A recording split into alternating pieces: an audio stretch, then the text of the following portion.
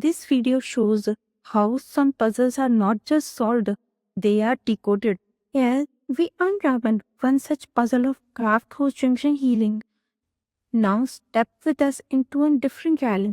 In the world of vision, clarity begins with the cornea, the eye's transparent window. When disease clouds this window, a life-changing procedure called penetrating keratoplasty or PKP gives the eye a second chance to see. The human eye, delicate, complex, and full of wonder, when diseased cornea is released by a Doni graft, a precision scalpel, tanned stitches glint like threads of hope. In the initial healing of 0 to 3 days, a remarkable healing journey began at the very junction where the two worlds met, the graft and host junction, a microscopic battle of regeneration, remodeling, and restoration after penetrating keratoplasty starts.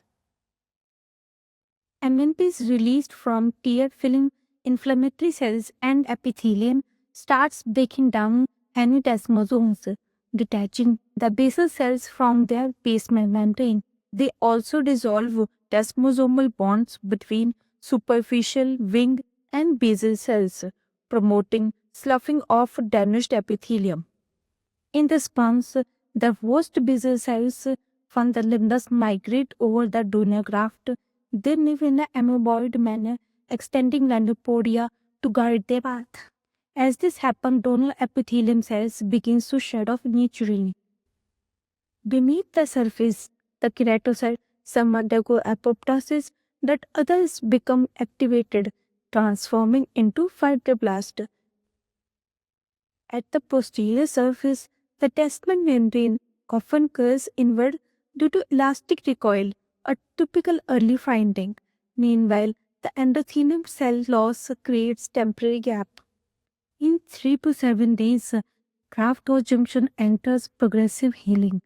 Epithelium growth factor and transformer growth factor beta releasing from surrounding epithelium cells, tears, and inflammatory cells stimulate basal epithelium cell proliferation. These basal cells then differentiate upward to replenish the wing and the superficial cell layer. Meanwhile, in the underlying stroma, host keratocytes becomes activated. They begin synthesizing extracellular matrix component and proteoglycan, laying down the foundation for stromal remodeling and structural integrity of the graft. This coordinated cellular activity helps restore both epithelial surface and stromal scaffold. 1 to 2 weeks, the cornostroma begins deeper structural recovery. NMPs help in emulsifying basement membrane, creating a clean scaffold. This allows migrating basal epithelial cells to begin regenerating a new stable basement membrane. The extracellular matrix starts to mature with the appearance of a key collagen type 1, 3, and 4, gradually laying the framework for stromal strength and transparency. The adjacent membrane remains cold towards the stroma, a subtle reminder of surgical manipulation. Despite this, the endothelial gap begins to heal not by cell division, but through the migration and polymegathism of dormant endothelial cells. As they stretch and shift to cover the host area, preserving the essential function of the endothelium. Now entering the 2 to 4 weeks phase of graft host junction healing, and things are getting exciting. The host basal cells are hard at work, laying down a brand new basement membrane, gradually replacing the old donor wall. Meanwhile, in the stroma, the collagen production kicks into high gear. And guess who's taking the lead? Collagen type 3. But it doesn't stop here. Even the gap in the attachment membrane, once a silent word, is now being filled not by cells but by a scaffold of type 3 collagen, and endothelium driven attachment reconstruction helps to stabilize the long-term structural integrity. It's a remarkable phase where a repair turns into real remodeling.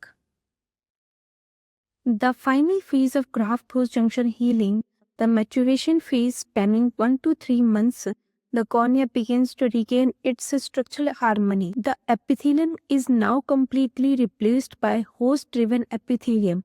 A new, well-formed basement membrane supports it, restoring barrier function and cellular anchorage. Deep in the stroma, the extracellular matrix is now fully organized by a dense band of collagen type 3 stretches seamlessly across the graft-host junction, offering tensile strength and scaffolding for further remodeling. At the descent level, the early gap between donor and host membranes has been bridged by collagen fibers, bringing structural integrity to the deepest layer. With these integrate changes, the graft and host are no longer strangers. They have formed a stable, integrated bond. Healing is not just a repair, but a graceful symphony of regeneration.